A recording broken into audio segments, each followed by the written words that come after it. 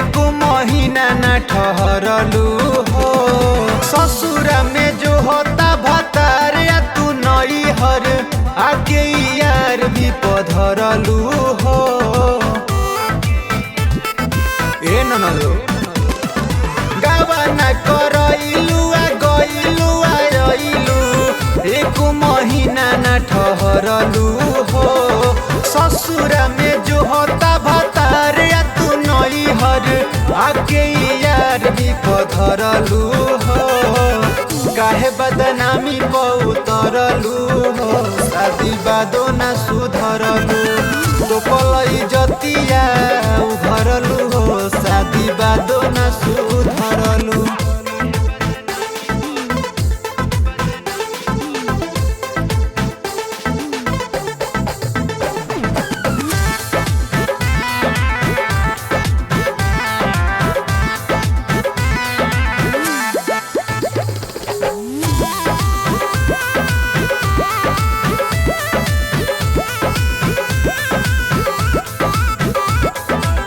रहू कुहार तले भोगत रहू सुख हो।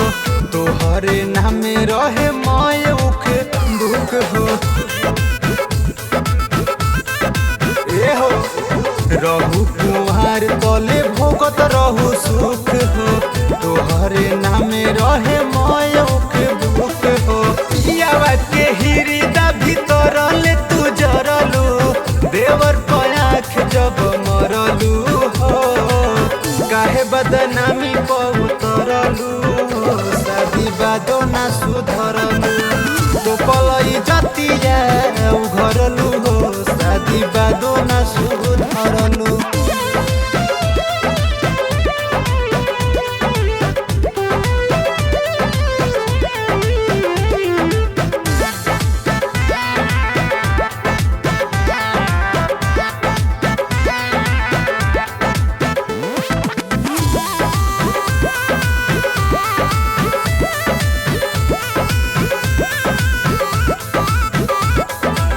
सोनू सुधा करके करेलू टाटा भाई हो। पिया भाई अमित तोहर करस है आया हो।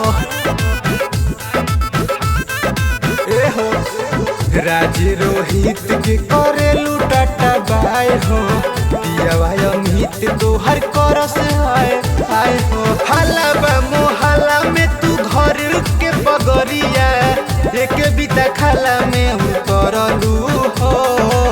काहे बदनामी पउतरलू हो। शादी बादो न सुधरलू तो पलई जतिया उघरलू हो। शादी बादो न सुधरलू एकदम नासे क देलू।